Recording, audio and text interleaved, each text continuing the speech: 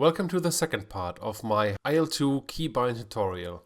In this part we will look at the engine control section and the weapons control section of the game. If you want to learn about the basic controls for just flying the aircraft, you must watch the first part before you can dive into this one. For this video it is at times also important to understand how I use my modifiers, which is also explained in the first video. Again, to accurately bind your buttons for certain aircraft, you must understand how the different aircraft technically work.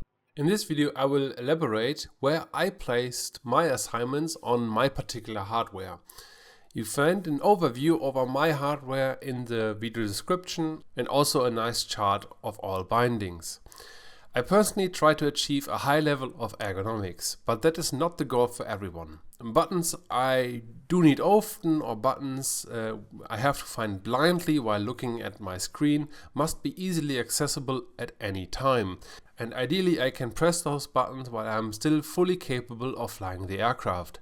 For example, to open my radiator, I don't have to let go from my joystick or my throttle. But that is enough rambling about my setup philosophy. Let's get cracking and let's dive into the plane's engine controls. The automation options at the beginning of the section can be ignored if you fly in expert mode, as these are only enabling and disabling the corresponding help tools of the game and not the aircraft systems. I will also skip the throttle and the engine startup assignments here, as I mentioned those already in the first video. The first assignment we bind here is the mixture control. This is needed to control the fuel-air ratio of manual controlled engines. I explain the details in my Yak 1 tutorial, link is in the description. But of course this must be set for all planes which have no automated mixture lever, like the Spitfire Mark V for example, or the P-51. I personally have it assigned to the left and right buttons on the spiky directional pad on my throttle. Next one is the supercharger. Many planes have a controllable supercharger. Essentially, in those planes you have to switch your supercharger gear or speed at a certain altitude. This altitude differs greatly in different aircraft, but essentially you have to switch it at a certain point, and just by pressing a button. I personally have it assigned to the upper button on the flat directional pad on my throttle. Turbocharger. To control the turbocharger is so far only needed in both variants of the P-47. I have it bound to the up and down buttons of the spiky directional pad on my throttle. Up and down, of course, raising and lowering the turbocharger RPM. I will talk more about the technical background of turbocharging when I get around to make a how-to P-47 in 2029 perhaps. Boost. Some planes have a boost functionality like, for example, the LA5, the Focke-Wulf 190A8 and the D9, providing more engine power essentially. I use the down button on the flat directional pad on my throttle. Many aircraft have no automated RPM control, and you have to raise and lower the RPM depending on engine regimes or in the situation you are in. My RPM control is assigned to the left and right buttons of the flat directional pad on my throttle. Left to lower the RPM and right to raise the RPM.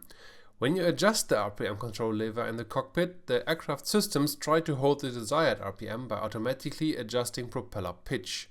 Many of those aircraft have also the ability to shut off this automation. The player can do that by hitting the switch propeller's pitch control manual auto assignment. As soon this is switched to manual, the RPM assignment does not work anymore. From there on you need to use the low and high pitch controls. I also have assigned those to the left and right flat directional pad, the same buttons I control the RPM with, because in essence you still control the RPM, but now directly via propeller pitch. A low pitch leads to high RPM and a high pitch leads to low RPM. I have assigned the manual auto switch of my propeller pitch on my C3 button on my joystick. All radiators. The all radiator control axis and the all radiator step controls are both mutually exclusive, so either one of them is built into aircraft, but never both at the same time. I have bound them to the up and down buttons of the upper directional pad. Some planes have the all radiator automated, and a fraction of those aircraft have also the ability to switch this automation on and off. for example like the P51. And precisely with the P51 I sometimes like to switch off the automation and close the oil radiator. I bound the automation toggle to my C2 button on my joystick, and from there on I can control the oil radiator manually. With the left and right buttons of the upper directional pad I control the water radiator and the outlet shutter, which again are both mutually exclusive.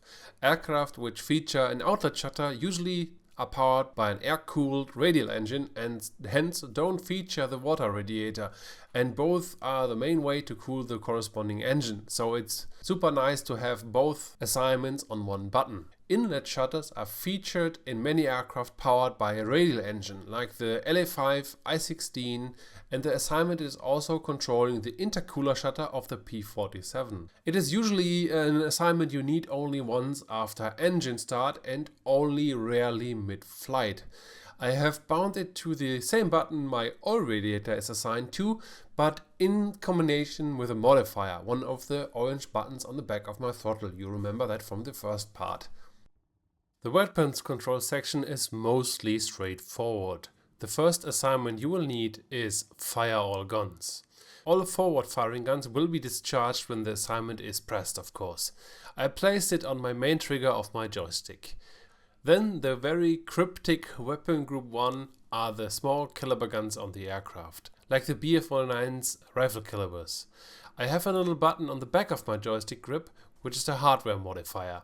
All trigger buttons change to another ID when I keep that one pressed. I press the modifier and my main trigger to only discharge the machine guns. Weapon group 2 are the cannons on aircraft, like the BF-109's or the Yak's main cannon. I placed that one on the big button on top of my joystick. Weapon group 3 is the assignment for additional guns, like the Focke-Wulf 190's outboard cannons. I have that one assigned to my main cannon button, but in combination with a grip modifier. The next interesting assignment is drop bombs and containers and so on. This will, for most of you, be the button where you drop your bombs, of course. My joystick can be run in two different modes. The mode the joystick is run is displayed on the front of the joystick via a red or green light.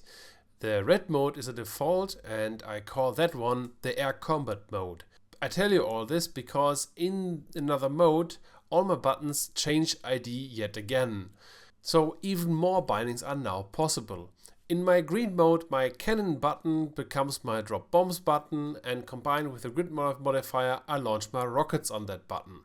So going for a fighter bomber mission, I just switch to the green mode and I know that I can drop all my bombs with my rockets, and as soon as I dispense those, I switch back to my red mode. The rest of the bindings in this section are pretty much straightforward. That said, there are a few interesting bindings you should keep an eye on, and one is, for example, the jettison store assignment. Should you, for example, fly the P-38 or the BF-109s with rockets and you have expended your ammo, you can press that button and the aircrafts will lose their rocket launches and are clean from there on. Another interesting assignment is the flare gun, of course. If you need help, you can fire the flare gun, and of course, you should assign a button to shoot that gun. To conclude this chapter, if you scroll down a little bit, you will find the gun sight assignments here. Those are interesting for you if you like to adjust and to customize your gun sight. This is especially interesting if you want to fly with gyro gun sights, since those technically need to be adjusted all the time. So if you fly with gyro gun sights, take a look in this section. I don't go into details here, but yeah, now you know, you find the right options in this place. But this is it for today. If you like my instructional videos, consider maybe a subscription on my channel. It's of course free and you get informed when the next one goes up. See you in the next one.